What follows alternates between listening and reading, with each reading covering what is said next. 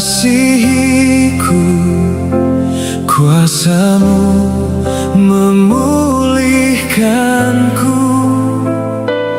Hati yang baru Kau berikan untukku dapat melihat rencana-Mu indah bagiku.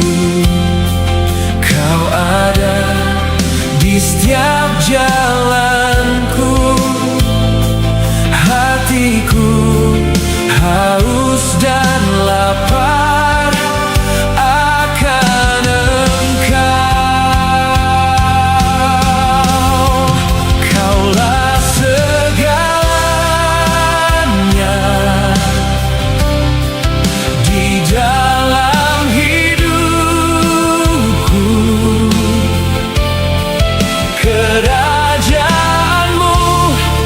kebenaran-Mu, itu bagianku.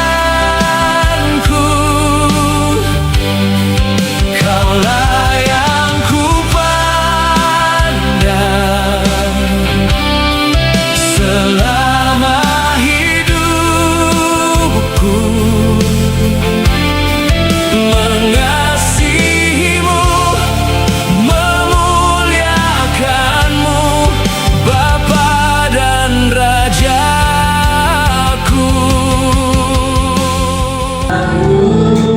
Jangan lepaskan, dalam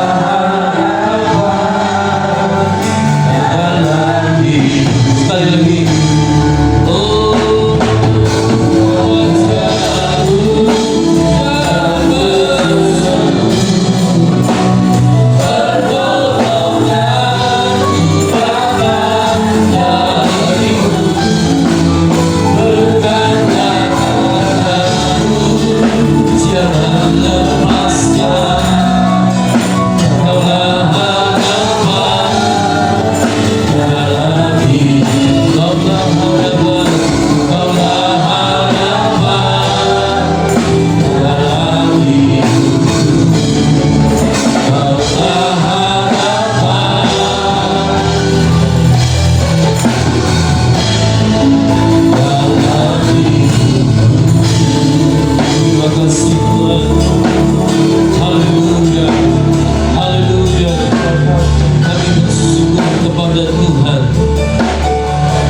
Di siang hari ini Tuhan, kami sungguh merasakan kasih Tuhan luar biasa dalam hidup kami. Engkaulah harapan kami, Engkaulah segalanya bagi kami Tuhan. Terima kasih untuk sepanjang minggu yang lewat, Tuhan telah pelihara kami. Kami ada pagi hari ini, semua karena kebaikan Tuhan, semua karena anugerah Tuhan. Dan pagi hari ini kalau kami boleh memuji Engkau,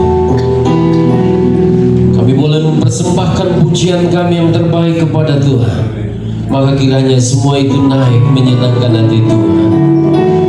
Tiba saatnya kami akan mendengarkan firman-Mu Tuhan. Kami percaya ada kuasa di dalam firman-Mu. Firman-Mu yang memberkati kami, firman-Mu yang menyelamatkan kami, yang pulihkan hidup kami, bahkan firman-Mu yang sempurnakan kami. Karena itu Bapa, berfirmanlah bagi kami, urapi hamba-Mu. Ada banyak keterbatasan, kekurangan hamba-Mu. Hamba-Mu manusia biasa.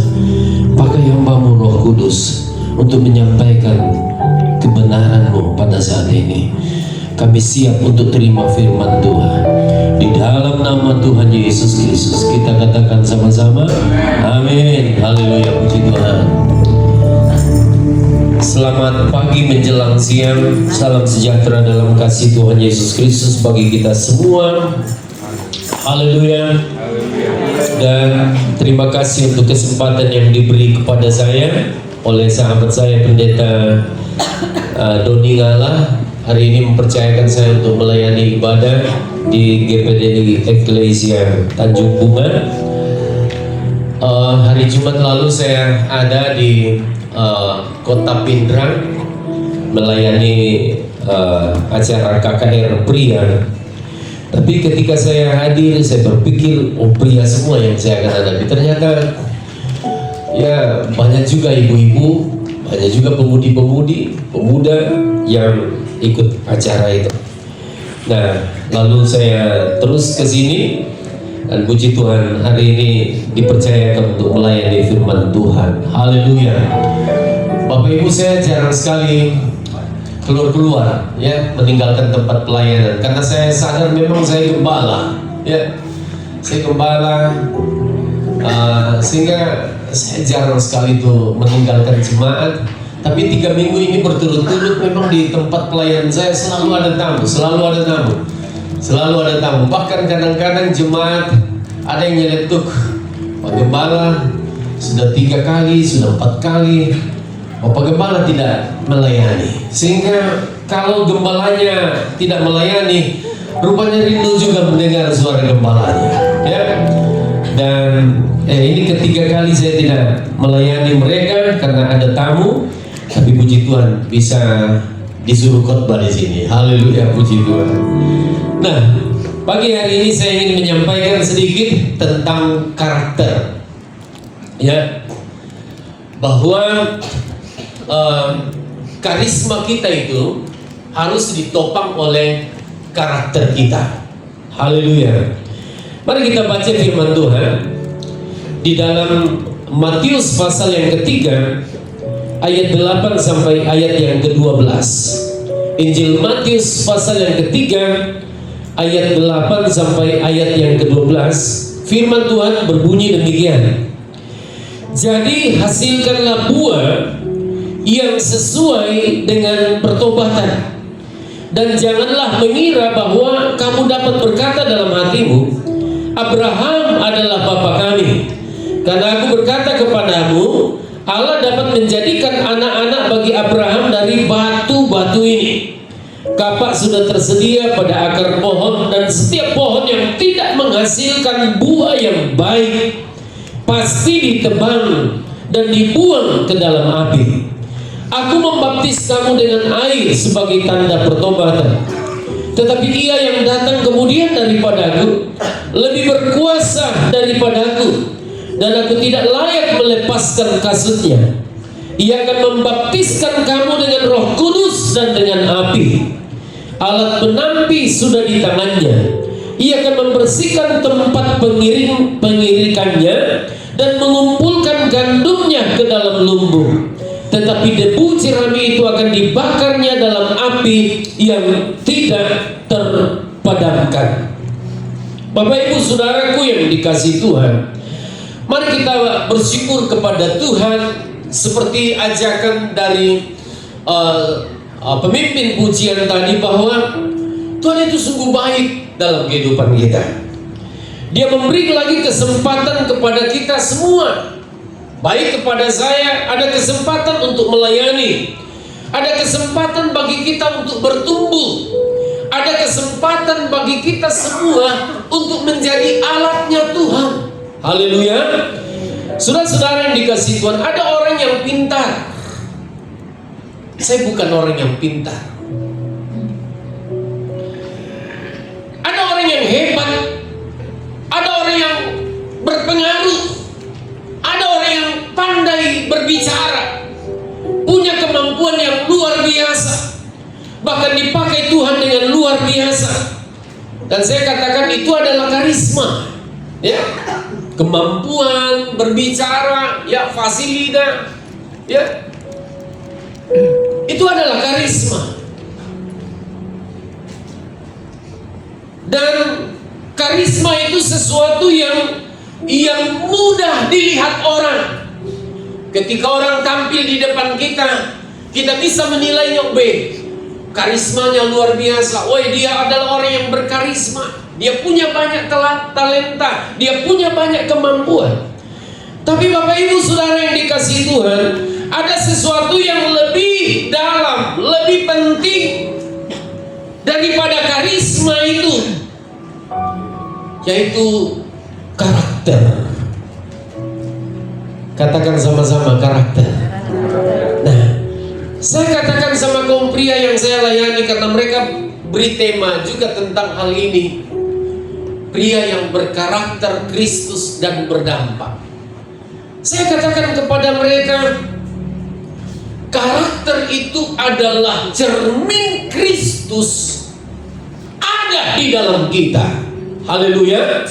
Jadi karakter kita menunjukkan Kristus itu tercermin dari kehidupan kita.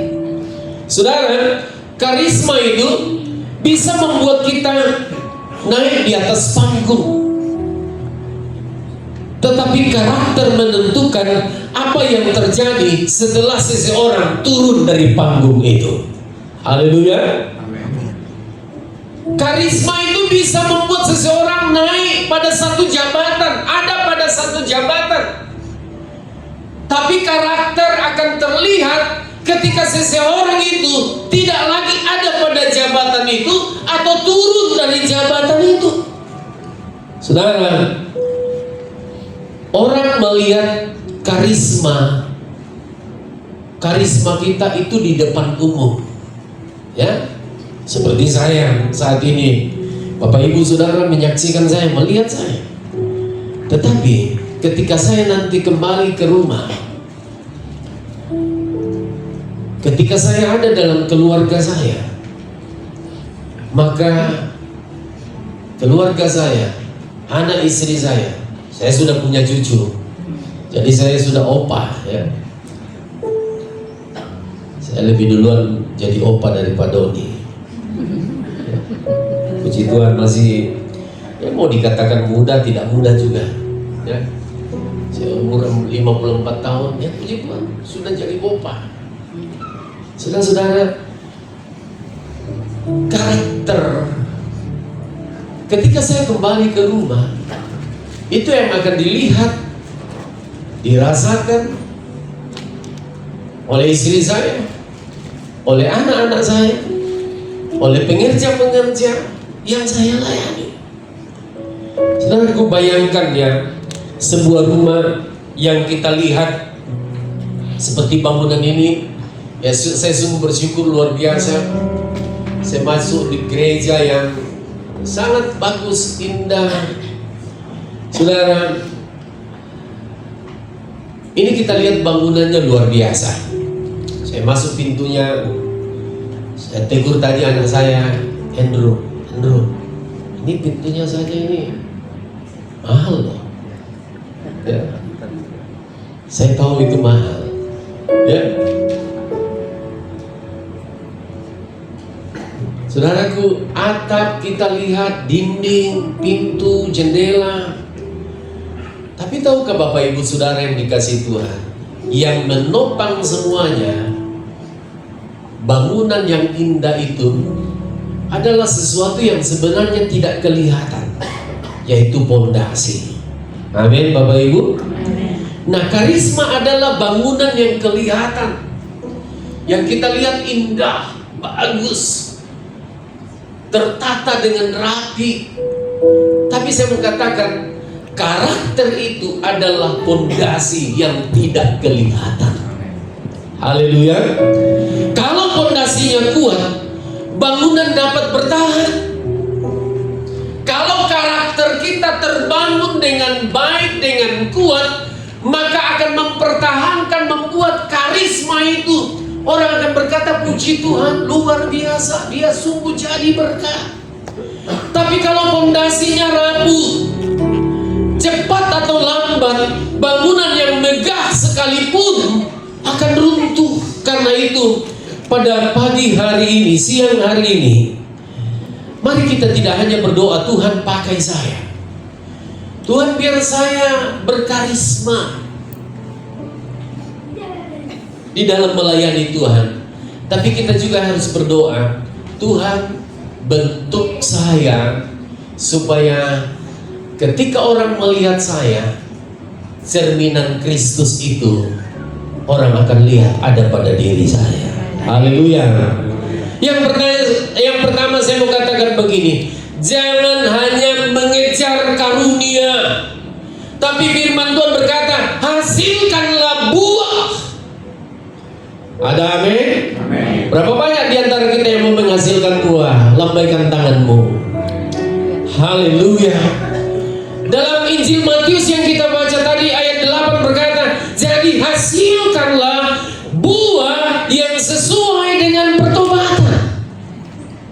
Dan selanjutnya Yohanes Pembaptis tidak berkata, tunjukkan kemampuanmu, tunjukkan karismamu, tunjukkan kehebatanmu.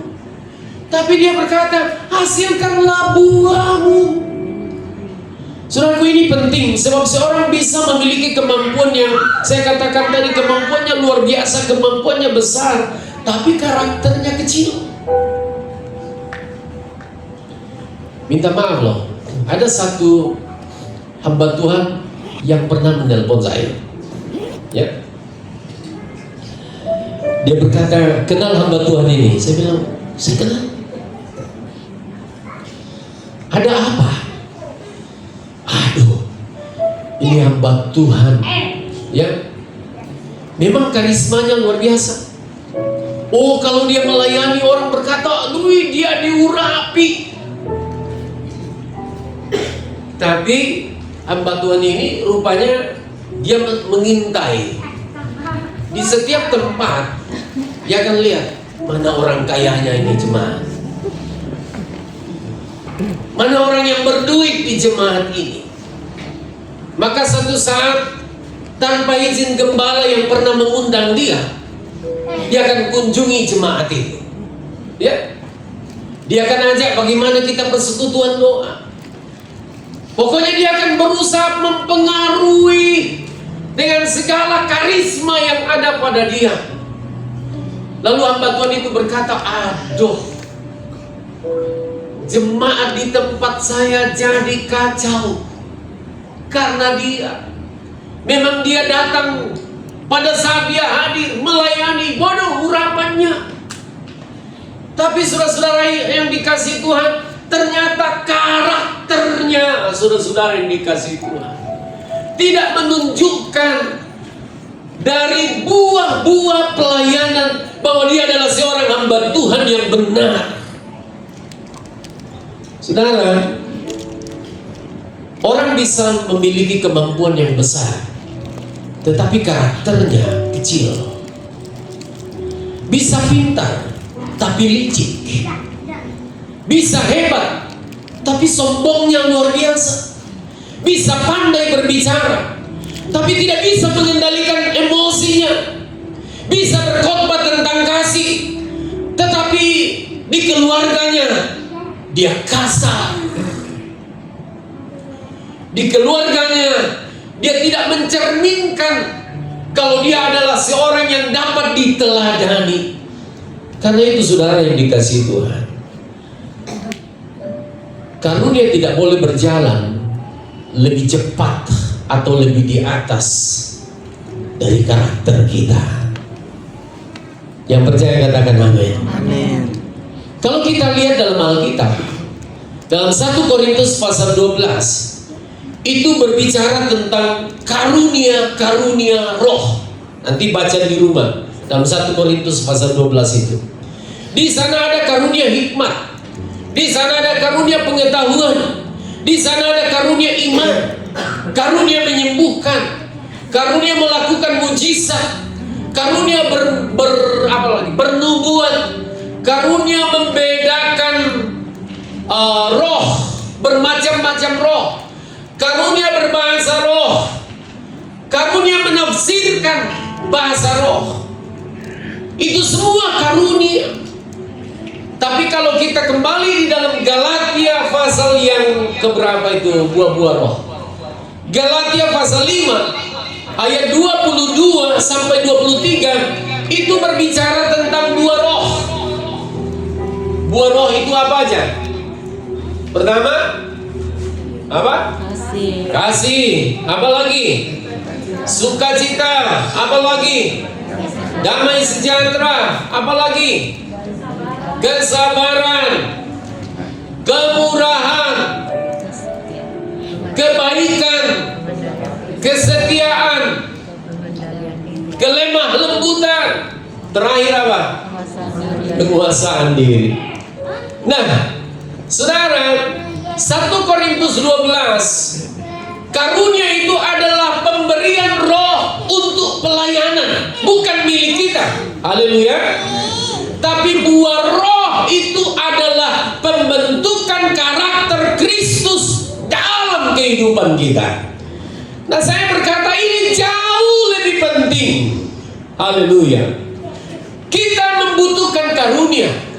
Apalagi kita pelayan-pelayan Tuhan. Saya sebagai hamba Tuhan, saya berdoa Tuhan berikan karunia. Tapi jauh lebih daripada itu, saya membutuhkan karakter. Sebab apa gunanya seseorang memiliki karunia menyembuhkan? Hamba Tuhan yang luar biasa dipakai Tuhan, ya,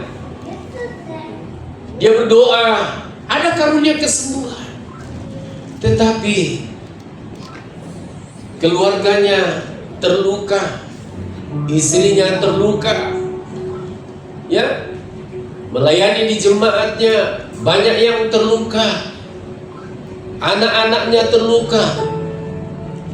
Dia bisa berkarunia menyembuhkan orang sakit, tapi tidak bisa menyembuhkan luka hati keluarganya sendiri. Saudara, saya adalah pria hamba Tuhan yang satu saat di hadapan jemaat, saya pernah panggil istri saya. Saya pernah panggil anak saya. Waktu itu masih 2 anak saya, belum ada Andrew. Ya, saudaraku yang dikasihi Tuhan,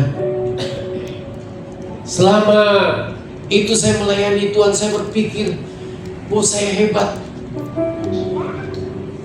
Saya hamba Tuhan yang mungkin jemaat berkata begini, weh gembala kita masih muda.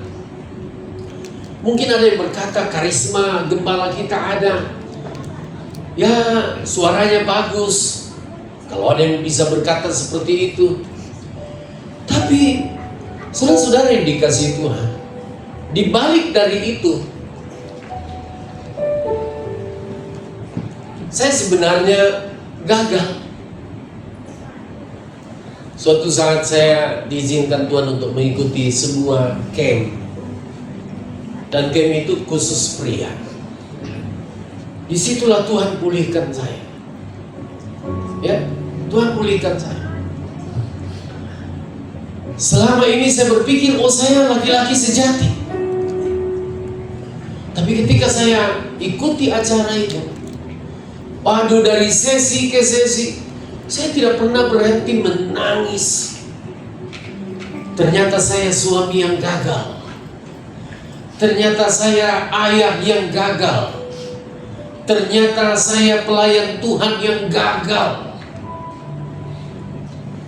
Saudara-saudaraku, dan akhirnya kembali dari camp itu di depan jemaat, sebelum saya berkhotbah melayani Tuhan, saya panggil istri saya panggil anak saya. Saya minta maaf. Anak saya yang pertama itu perempuan. Nah, saya anak pendeta.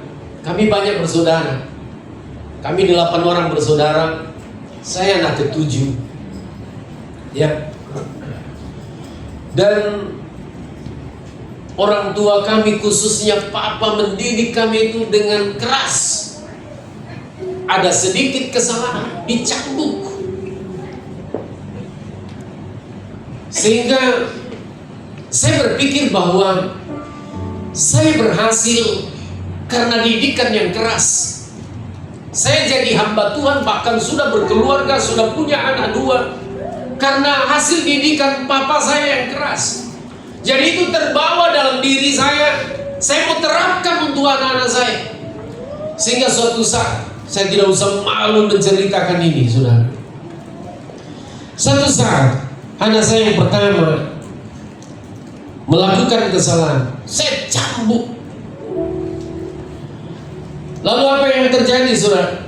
Pada saat itu dia teriak, saya tidak punya papa. Saya tidak punya papa. Saya ingat, semakin dia berkata saya tidak punya papa, papa saya jahat, saudara-saudaraku, seperti saya makin keras, semakin jengkel dengan hal lain. Dan saudara, saya bawa lama karakter itu yang suka marah keras untuk anak-anak, karena saya berpikir saya jadi orang karena dididik seperti itu. Tapi ketika Tuhan pulihkan saya memang tidak pernah kasar dengan mengangkat tangan atau menyentuh istri saya dengan tangan saya. Tapi kata-kata saya, istri saya pernah berkata, "Bapak yang bunuh karakter saya, Bapak yang bunuh potensi dalam diri saya." Saya minta ampun saat Tuhan pulihkan saya. Sehingga di hadapan Tuhan saya berkata, selama ini mungkin saya dinilai, oh saya hebat, saya bisa khotbah dengan baik, saya punya karisma. Tapi ternyata karakter saya kecil sekali, dan saya tidak mencerminkan sebagai seorang orang tua rohani, gembala yang baik di tengah jemaat, sebagai suami yang baik bagi istri saya, sebagai papa yang baik untuk anak-anak saya. Mulai saat itu Tuhan pulihkan saya. Saudara yang dikasihi Tuhan, saya mau berkata begini, apa gunanya seseorang mampu berbicara di depan ribuan orang, tetapi tidak mampu berbicara dengan lembut kepada istrinya? Itu saya. Apa gunanya seseorang dihormati? Mungkin dihormati di gereja, dihormati di kantor, tetapi ketika kembali dia ke rumah, di rumah dia ditakuti. Istri anaknya berkata, "Kami lebih tenang kalau papa tidak ada." Tapi puji Tuhan, saudara, setelah Tuhan pulihkan saya adalah seseorang yang selalu dirindukan di rumah. Kita jangan seperti ini, baru 2 malam saya tinggalkan rumah. Saudara-saudara yang dikasihi Tuhan, istri saya telepon, "Jadi kapan pulang, Pak?" Anak saya telepon, kirim foto-foto cucu, "Opa kapan pulang?"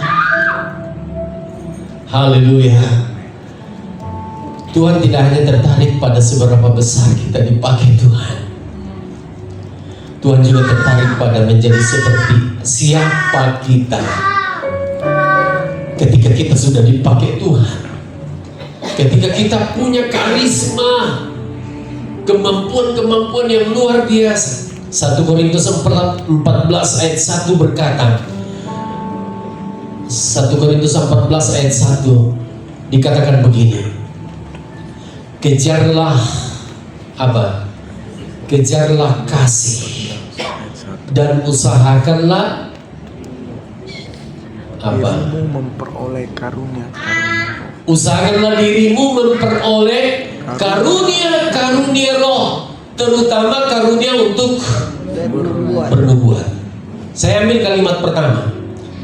Kejarlah apa? Kasih. Baru kemudian usahakanlah karunia. Haleluya.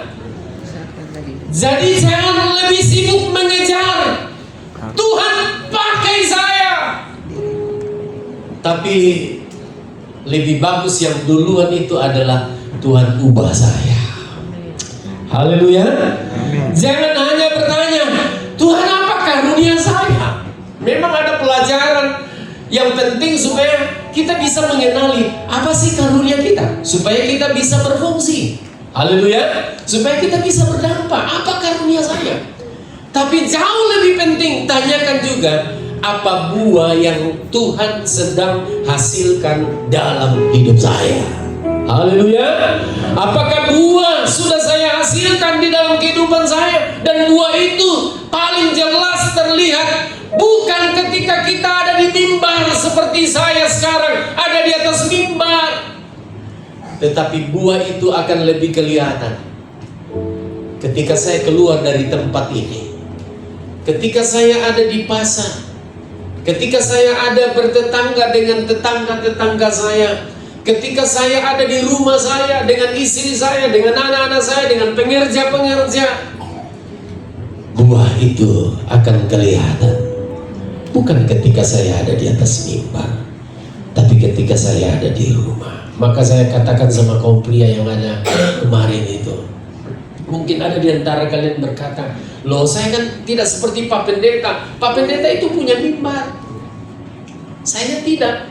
Tapi saya katakan begini, rumahmu itu adalah mimbarmu. Haleluya. Tempat di mana engkau kerja itu adalah mimbarmu. Ya.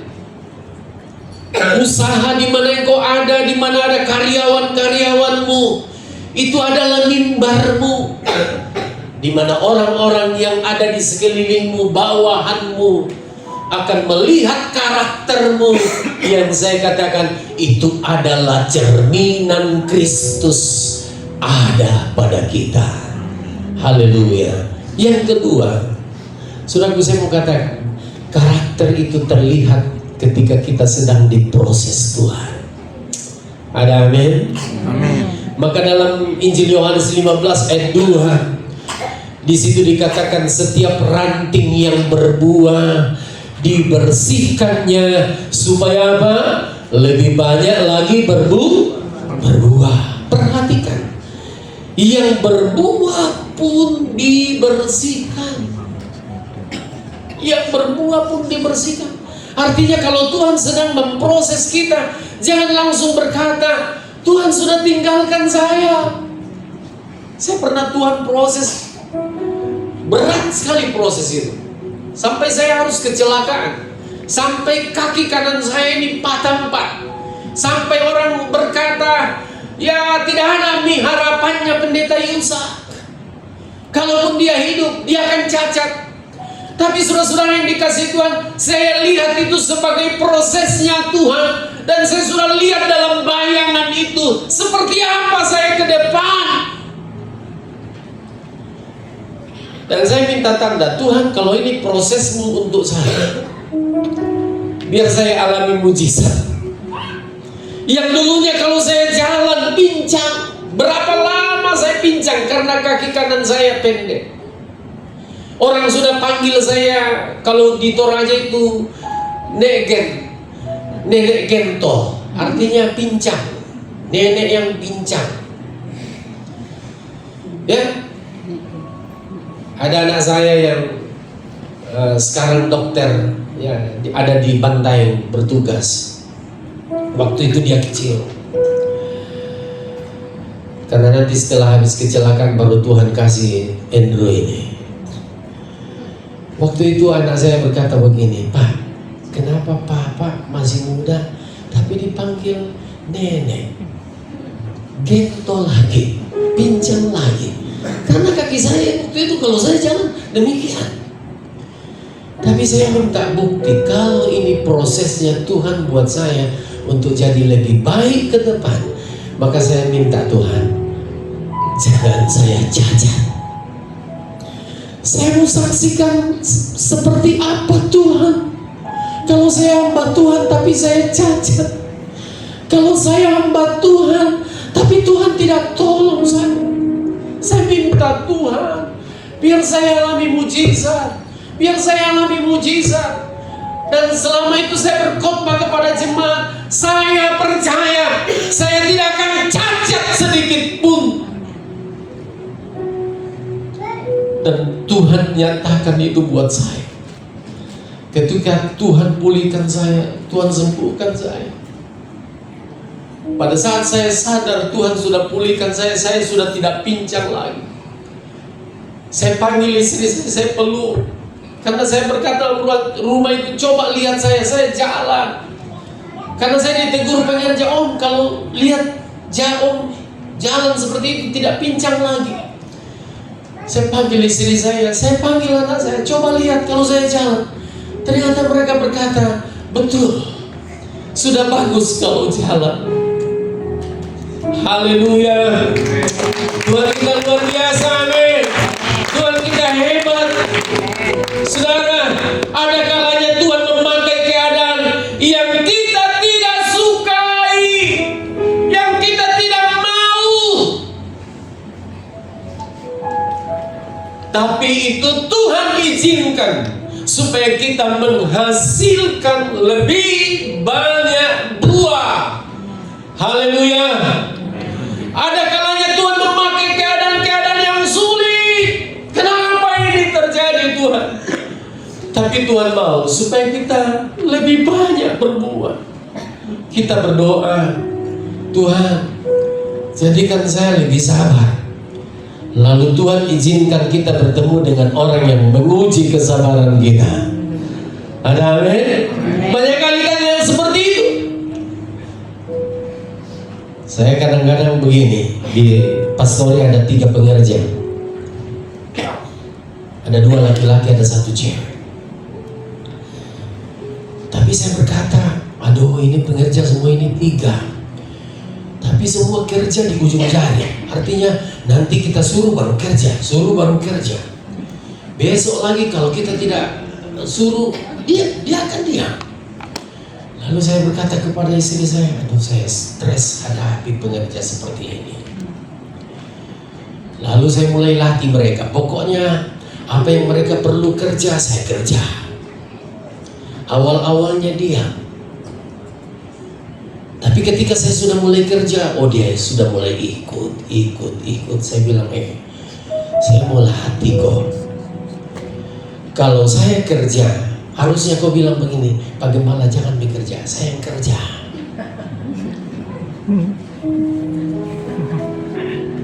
Tapi saya tepuk bahu mereka satu-satu. Saya bilang, rupanya Tuhan izinkan kau praktek di sini jadi pengerja supaya apa? Kau tajamkan saya untuk latih kesabaran saya. Karena saya rupanya belum lulus tentang kesabaran itu. Maka saya berkata begini, kalau begitu jangan kau jadi pengerja yang cengeng, yang ketika saya tegur dengan keras, tidak usah kau lemah, ya kau harus siap. Jadi kau tajamkan saya tajamkan kau. Sama-sama kita melayani Tuhan. Haleluya. Ketika kita butuh kesabaran, Tuhan izinkan ada orang yang melatih kesabaran kita. Ketika kita berdoa, Tuhan jadikan saya rendah hati.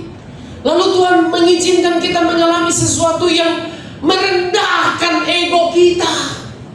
Ya. Saya biasa kalau saya jalan selalu ada parang di bawah kursi mobil saya, ya, kursi mobil saya. Dan satu ketika, ya, istri saya tahu karakter saya. Saya itu orang yang cepat meledak, tapi cepat juga didinginkan. Orang yang memang tahu-tahunya dia yang salah, nantang lagi. Lalu saya uji istri saya berkata, mana itu parang, mana itu parang. Saya lihat di bawah, mana itu parang. Istri saya, Pak, sabar. Ternyata parang juga itu dikasih pindah pengerja yang bersihkan mobil, dikasih pindah ke belakang. Saya mau tertawa dalam hati saya. Kenapa? Karena istri saya berkata, Bapak pendeta loh. Bapak pendeta. Tapi saudara, ada cerita yang lucu. Ada dulu waktu saya belum bisa bawa mobil, saya sering kali pakai supir dari kakak saya di KPU. Ya, saya panggil untuk bantu saya, dan dia waktu itu adalah jemaat. Suatu saat kami akan turun ke Palopo. Nah, di tengah jalan jembatan itu dibongkar dan nanti bisa diizinkan lewat pada subuh. Nah, ini baru sore 6:30.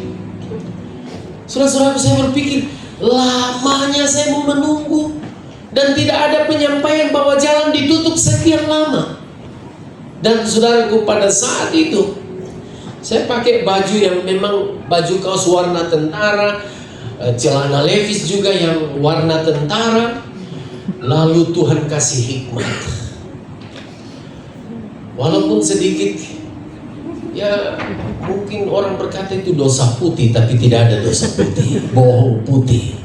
Ya, lalu saya panggil orang yang kerja di situ. Saya bilang, karena ada yang sudah pakai senter, karena sudah mau mulai gelap. Saya berkata, siapa bosmu? Mana bosmu? Oh, itu di sana Pak yang pegang senter. Saya bilang, pergi kau kasih tahu bahwa ada komandan Kodim dari Toraja mau ke Palopo. Kamu menghalangi tugasnya. Habis itu dia cepat-cepat pergi. Pak, ada komandan Kodim mau bicara. Saya ada di tempat terang, akhirnya saya minggir ke tempat yang agak gelap. Saya berkata, Pak, berapa lama lagi saya harus tunggu? Aduh Pak, minta maaf. Kami sudah halangi perjalanannya Bapak. Kami sudah halangi. Saya pasang kembali Pak, Bapak lewat dulu. Habis itu, mulai saat itu supir selalu panggil saya, bukan lagi Pak Gembala, tapi panggil saya Komandan Kodim.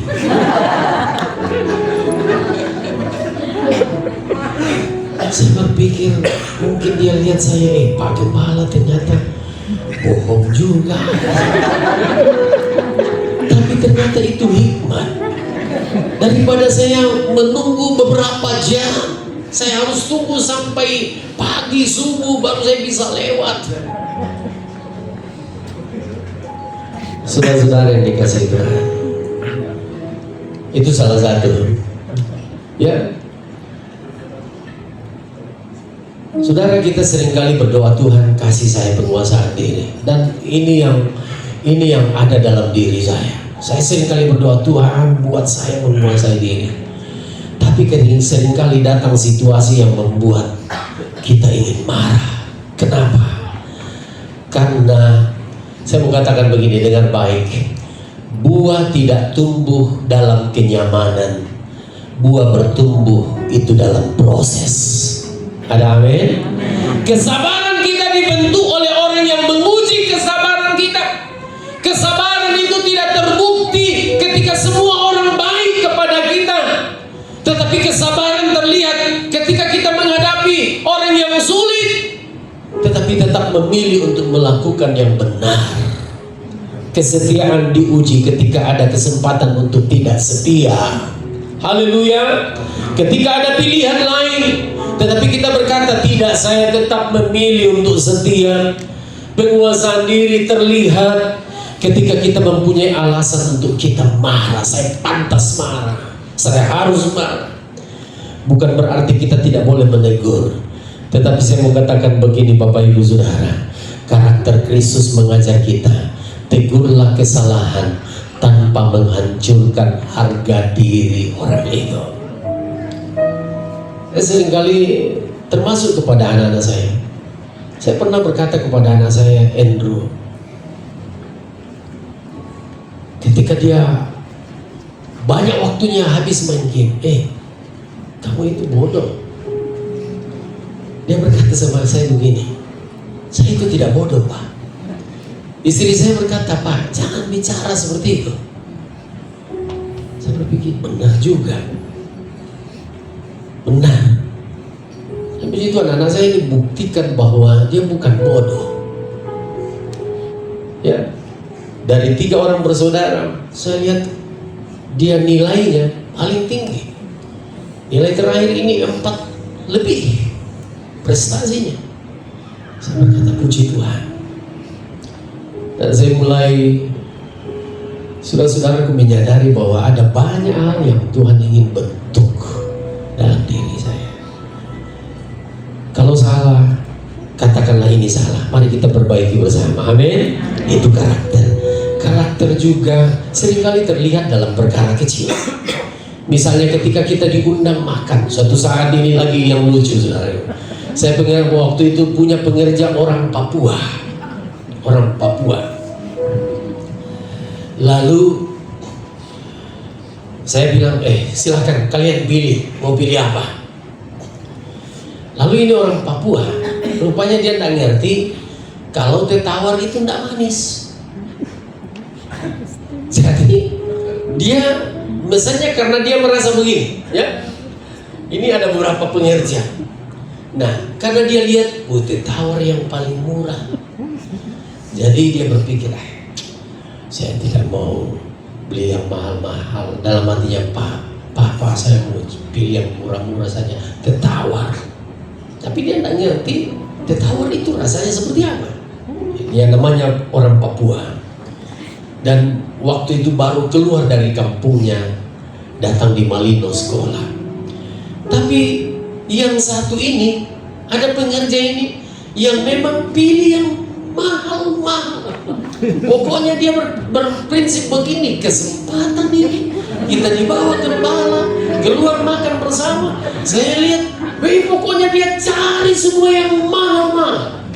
Tapi yang Papua ini dia cari semua yang murah. Jadi tertawa kita setelah ternyata Papua ini berkata begini,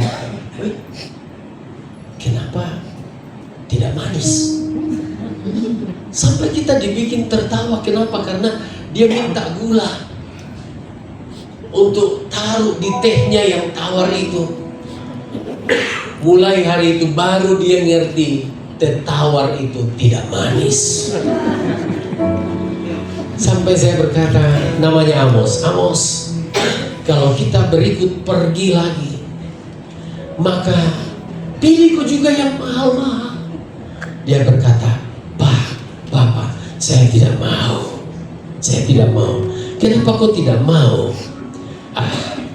Saya tidak mau karena saya tahu Papa orangnya sederhana.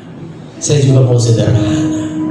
Seringkali dalam hal-hal kecil seperti itu, misalnya ketika kita diundang makan oleh orang lain, jangan karena bukan kita yang membayar, lalu kita pesan sesuka hati kita, haji mumpung orang bilang, ya, yang paling mahal seperti salah satu pengerja tadi.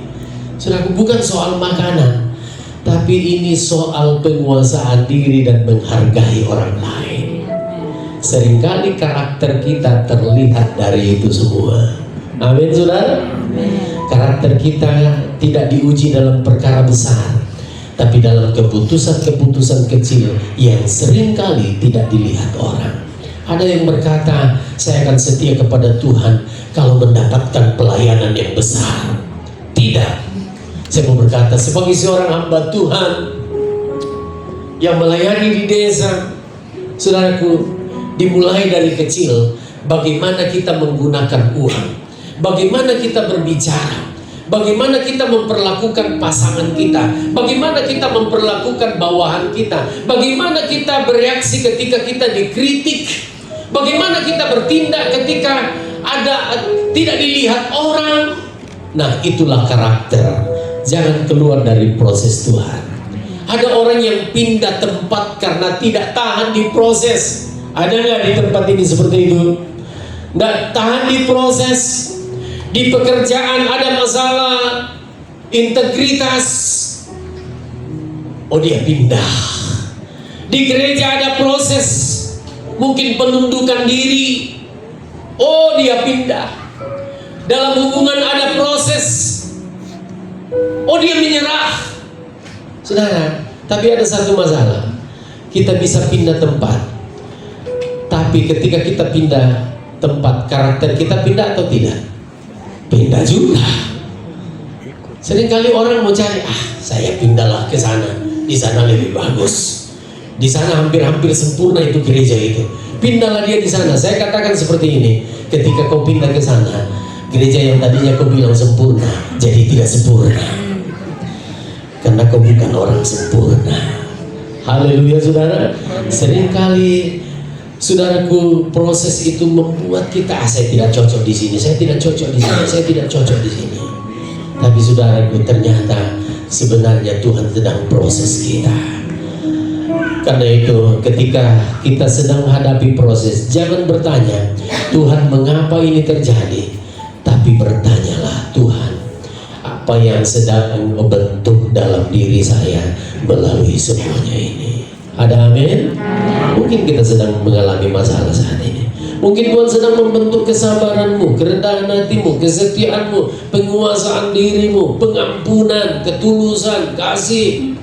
Tuhan sedang proses itu supaya karaktermu akan keluar sebagai cerminan Kristus ada di dalam aku. Firman Tuhan berkata, tinggallah di dalam Kristus, karena Kristus itu adalah sumber karakter yang sejati. Tuhan berkata, akulah pokok anggur yang benar. Barang siapa tinggal di dalam aku sebagai ranting-rantingnya. Ini rahasianya. Ranting, sedikit lagi ranting tidak berusaha menghasilkan buah dengan kekuatannya sendiri. Ranting hanya melekat kepada pokok. Amin saudara. Buah muncul karena kehidupan dari pokok itu mengalir ke ranting-rantingnya. Saudara, kita bisa berbuah karena kita melekat pada Tuhan, karena aliran kasih Tuhan, karakter Kristus tercermin ketika kita tetap melekat pada Kristus. Amin saudara. Kita tidak menghasilkan karakter Kristus hanya dengan berkata, saya harus sabar, saya harus rendah hati, saya harus mengampuni. Kita membutuhkan Roh Kudus bekerja di dalam kehidupan kita. Saudara, karena itu tinggallah di dalam Kristus. Saya tidak perpanjang firman Tuhan, masih ada beberapa poin. Tapi saudara yang dikasih Tuhan, saya akhiri bahwa karakter yang kuat, kalau itu ada dalam kehidupan kita, akan menghasilkan juga dampak yang begitu kuat. Haleluya. Bapak ibu saudaraku yang dikasih Tuhan, mari kita renungkan siapa yang paling mengenal kita. Siapa yang paling mengenal kita? Bukan orang yang hanya bertemu kita 1 jam di gereja, ya, tapi orang yang paling mengenal saya adalah istri saya. Haleluya. Orang yang paling mengenal Pak Doni ini tentu adalah istrinya, anaknya, orang tua kita, rekan kerja kita, orang-orang yang setiap hari bersama dengan kita. Tahu, orang yang di gereja mungkin berkata, "Bi, luar biasa." Tapi pertanyaannya, apakah istri kita juga berkata, "Suami saya luar biasa, istri saya luar biasa, anak-anak saya luar biasa"? Kenapa? Karena kita semua menjadi keluarga yang mencerminkan Kristus. Kita tidak hanya membangun karisma kita, kemampuan kita ada pada satu posisi yang orang berkata, "Wah, luar biasa." Tetapi Tuhan mau ketika kita tampil, ketika kita dimanapun kita ada, orang akan melihat kasih itu tercermin, karakter Kristus ada dalam hidup kita. Mari kita bangkit berdiri sekalian. Haleluya. Bersyukurlah untuk apa yang Tuhan taruh dalam dirimu. Bersyukurlah untuk semua keadaanmu. Terima kasih kalau engkau menjadi anak Tuhan, laki-laki, pria, ibu, anak yang saya katakan hebat. Tapi saya mau katakan saat ini, jadilah orang yang dapat dipercaya. Jangan hanya ingin menjadi orang yang sukses, jadilah orang yang berintegritas.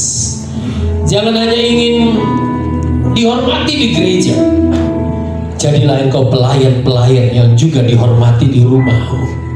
Jangan sampai jabatan kita lebih tinggi dari karakter kita rendah. Saat ini kalau engkau dipercayakan ada pada satu tempat di mana orang banyak kali melihat engkau, menyaksikan engkau, biarlah karakter Kristus yang kelihatan di sana. Hasilkanlah buah-buah yang sesuai dengan pertobatan kita, yang sesuai dengan karakter Kristus tercermin dalam hidupmu. Kaulah segalanya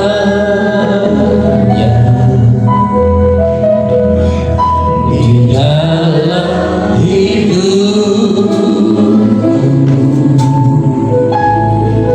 kerajaanmu, kebenaranmu itu bagianku.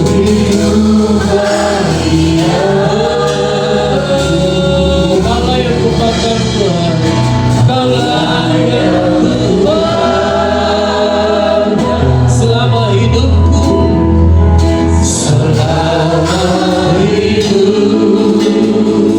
mengasihimu, memuliakanmu, kasihmu memuliakanmu, Bapa dan Raja. Kaulah segalanya. Saya kembalikan kepada Bapak Gembala.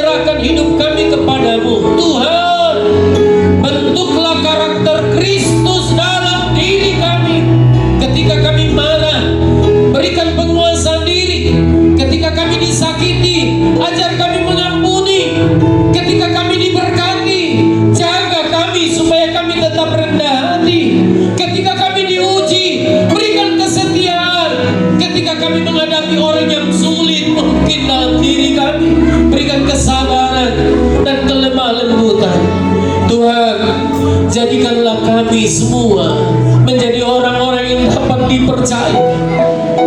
Jadikan kami suami yang mengasihi, ayah yang menjadi teladan, pemimpin yang rendah hati, menjadi orang-orang yang bekerja dan berintegritas, menjadi pelayan-pelayan Tuhan yang hidupnya sesuai dengan apa yang kami beritakan.